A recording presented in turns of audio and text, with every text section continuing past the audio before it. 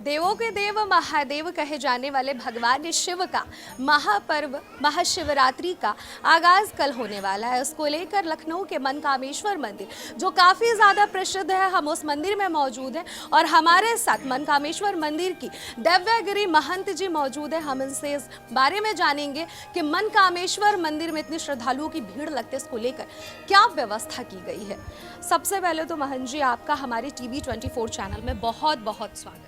जी जी, धन्यवाद। अच्छा, ये बताइए महंत जी कि किस तरीके से तैयारियां हो रही हैं, क्योंकि अगर श्रद्धालुओं की बात कही जाए, भीड़ को लेकर बात की जाए तो लंबी लंबी लाइन यहाँ से लेकर कई 100 किलोमीटर तक लगती है। इसको लेकर क्या कहेंगे, किस तरीके से सुरक्षा व्यवस्था और तमाम जो व्यवस्था है। जी, वैसे तो पूरे भारतवर्ष का ये महापर्व होता है महाशिवरात्रि, परंतु जब हम लखनऊ की बात करते हैं तो 2 से 3 मंदिरों की बड़ी व्यवस्था होती है, जिसमें कि प्रशासन है, जो मंदिर का प्रशासन है या जो स्वयंसेवक है, वो एकजुट होकर उन व्यवस्थाओं को संभालते हैं। जो गणेश द्वार से अंदर गर्भगृह के तक लाइन लगती है, उसमें लगभग जो हमारे स्वयंसेवक होते हैं वो बिल्कुल तत्पर रहते हैं। और 4 बजे भोर में जब पट खुलते हैं तो अंदर तो स्वयंसेवक होते हैं, बाहर की लाइनों के लिए पुलिस व्यवस्था कार्य करती है और अन्य कि उनको और कोई असुविधा ना हो, एम्बुलेंस है और जो गंगा जल या अन्य उसके लाइन में उनको जो सामग्री चाहिए होती है वो सब उनको यथावत मिलती रहती है। लाइन से जैसे पूर्व में 4 से 5 वर्ष कोरोना के बाद में जैसे दर्शन हो रहे थे, गर्भगृह में प्रवेश नहीं है, बाहर जो जलधारी लगी रहेगी उससे ही वो लोग जल अर्पित करेंगे, सामग्री चढ़ाएंगे और यथावत आराम से दर्शन करते हुए पिछले वाले गेट से बाहर चले जाएगा। जब तक पर्व नहीं हो जाता है हम ये नहीं कह सकते हैं कि तैयारियां पूर्ण हैं, क्योंकि जब होता है तभी तक लगता है कि नहीं क्या व्यवस्था हो गई, परंतु ऐसी आशंका है कि ऐसा कुछ भी नहीं होगा और ढंग से सारे दर्शन होंगे और यथावत होंगे और बहुत ही सुगमता से वो लोग दर्शन करते हुए भक्तगण लाइन से निकल जाएंगे। अच्छा, इस बार अगर जो व्यवस्था की बात कही जाए और सुरक्षा कर्मियों को लेकर व्यवस्था की जाए तो किस तरह से व्यवस्था की गई है। कैमरे को लेकर बात की जाए तो कितनी कैमरे इस बार लगाई गई। जो पुलिस प्रशासन की तरफ से लगते हैं वो तो 17 से 18 होते हैं, अंदर जो परिसर में लगते हैं वो 10 होते हैं, तो उनसे तो हम लोग यथावत देखते रहते, पुलिस उन सर पे नज़र रखती है। क्योंकि लाइन मेन है, जब बहुत बड़ी व्यवस्था तब करनी पड़ती है जब अंदर गर्भगृह में व्यक्ति जाता है, क्योंकि वहीं पे अधिक चोरियां होती हैं, तो उससे हम लोगों को निजात है। वहाँ पे अंदर जाना नहीं है व्यक्ति को, तो ये मन में नहीं रहता है कि नहीं इसका पर्स निकल जाएगा, उसका मोबाइल निकल, जो हमें सबसे ज़्यादा हेडेक लगता है।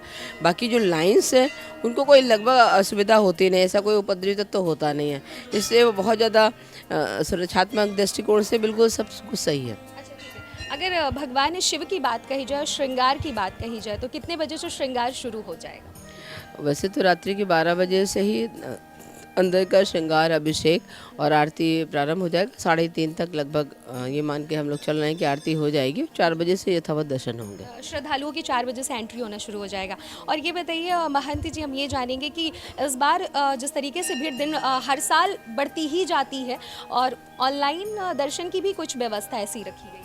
हाँ, ऑनलाइन एक सुगम दर्शन करके जब फेसबुक पे जाएंगे, क्लिक करेंगे तो उसमें है, जो लोग वहाँ से एंट्री अपना लेना चाहते हैं तो नॉमिनल चार्ज उनको चार्ज पे करना पड़ेगा, जैसे कि हर जगह है, तो आप उसमें जाके रसीद कर सकते हैं और पिछले गेट पे जो निकासी गेट है उस पर दिखा के, जो जिनको बहुत जल्दी है या किसी भी कारणवश या विकलांग है या ऐसा कुछ भी, उनके लिए प्रोसेस रखा गया है। जिनको किसी प्रकार की समस्याएं हैं वो अपना सुगमता से उसमें जाके दर्शन का लेके और वो पर्ची वहाँ पे दिखा देंगे पिछले गेट से, फिर अंदर की एंट्री है। मगर वो सबके लिए नहीं है, ये अनुरोध रहेगा कि वो सबके लिए नहीं है, जो लोग स्वस्थ हैं वो लाइन से ही आके दर्शन लें।